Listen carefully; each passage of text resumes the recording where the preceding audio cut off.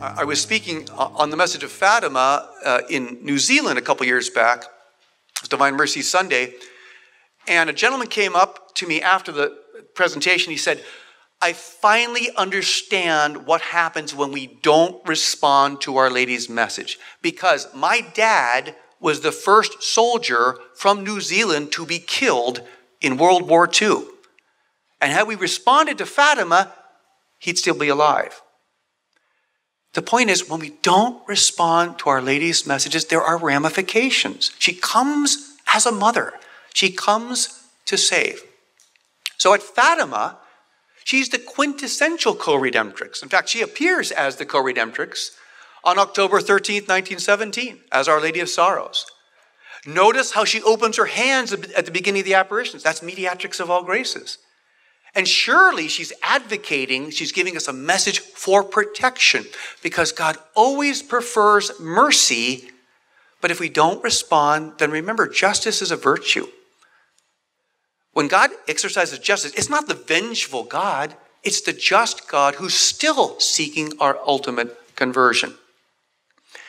So to understand Fatima is to understand the co-redemptrix, mediatrix, and advocate in historic action. You know, the Holy Father said last night at Fatima, if you want to be Christian, you must be Marian. Now that's a bumper sticker right there. If you want to be Christian, you must be Marian. He just said it from Fatima last night. And so this is the richness of our faith on this question. So we come to the 18th century. We have St. Louis Marie de Montfort talking about a total gift of ourselves, a consecration. And this is what I love. We've got Louis Marie de Montfort saying, become a slave of Our Lady. We've got St. Maximilian saying, be the holy property of Our Lady. We've got St. John Eudes saying, the heart of Mary and the heart of Jesus are so united, you can call it one heart.